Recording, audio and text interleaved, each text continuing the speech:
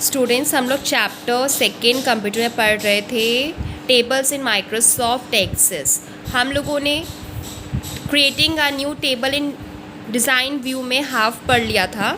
ठीक है, आज हम इसके आगे पढ़ रहे हैं OLE object. Stores objects created in another application such as Word or Excel that can be linked to or prefixed in an access table। ठीक है, जो OLE ऑब्जेक्ट होता है उसके अंदर क्या होता है, जो भी चीज़ आपने कोई भी अलग उसमें बनाई होती है, जैसे कि मान लो वर्ड में या फिर एक्सेल में कोई भी चीज़ आपने बनाई हो और आपको क्या करना है, एक्सेस टेबल में लाना है, तो आप उसको डायरेक्टली फिक्स कर सकते हैं, लिंक कर सकते हैं। Hyperlink, you can link to website, email address, files on your computer, files on the LAN or virtual any other location।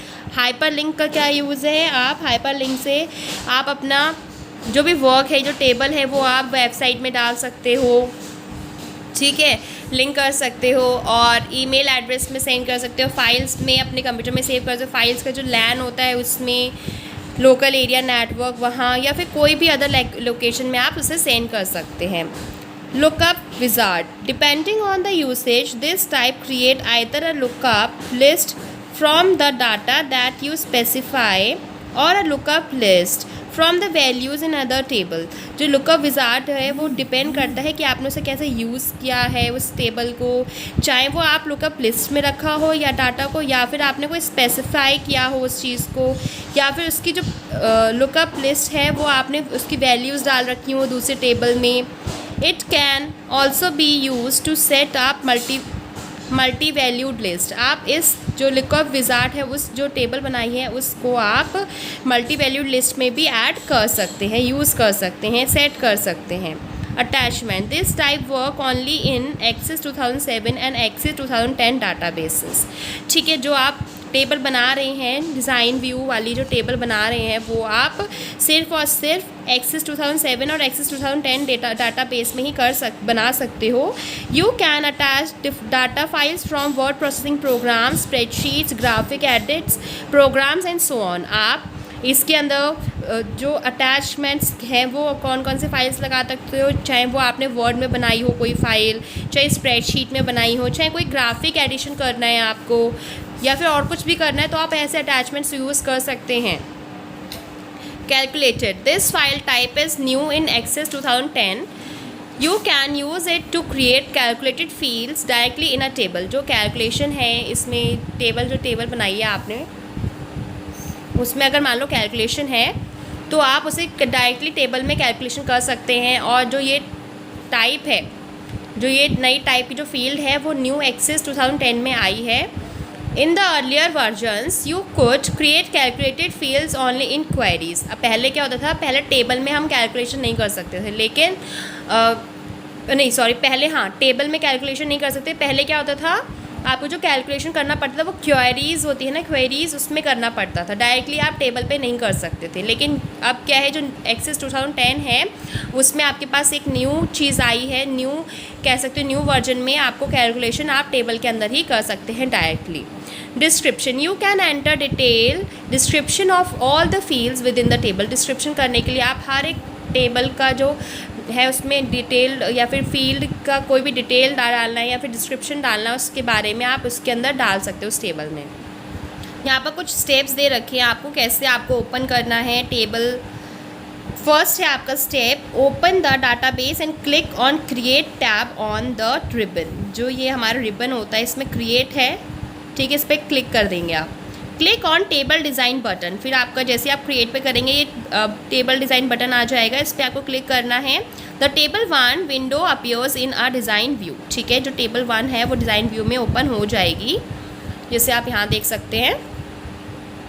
ये आपकी पूरी टेबल 1 डिज़ाइन व्यू में ओपन हो चुकी है। ये आपका फील्ड नेम है, ये आपका डाटा टाइप है, फील्ड नेम कॉलम है, ये आपका पूरा ये डाटा टाइप कॉलम है, ये डिस्क्रिप्शन है। आपने जो भी फील्ड के नेम में कोई भी डाटा लिखा है यहाँ पर उसका डिस्क्रिप्शन लिख सकते हो कि उसके बारे में डिटेल इन्फॉर्मेशन लिख सकते हैं यहाँ पर। पेन इन विच फील्ड्स और आर क्रिएटेड, ये पेन है आपका, यहाँ पर फील्ड्स क्या करते हैं, क्रिएट करते हैं 1 2 3। Pressing F6 switches between panels, panes आप यहाँ पर F6 कर सकते हो। यहाँ पर लिखा है design view F6 is equals to switch pane F1 equals to help. अगर आपको कोई हेल्प चाहिए, अगर आपको मान लो पहले वाले उसमें जाना है तो आप F6 दबा देंगे, उससे आप आगे वाले में चले जाएंगे।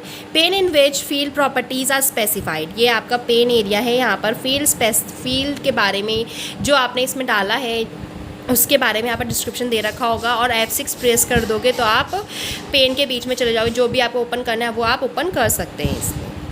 You should define the fields by specifying the required details in the table window or to proceed to the next step in creating the table। आप क्या कर सकते हैं, डिफ़ाइन करते हैं फाइल को, स्पेसिफाई करते हैं, ठीक है, और रिक्वायर्ड डिटेल्स आप डालते हैं टेबल में, विंडो के अंदर, ताकि कि आप जो नेक्स्ट स्टेप में अगर आपको नेक्स्ट टेबल क्रिएट करनी है उसमें ईजिली कर सकते हो। You should make entries in the field name, आप जो फील्ड नेम में एंट्रीज डाल सकते हैं इन द फील्ड नेम, ठीक है, data type and the description columns and then enter additional information in the field properties box.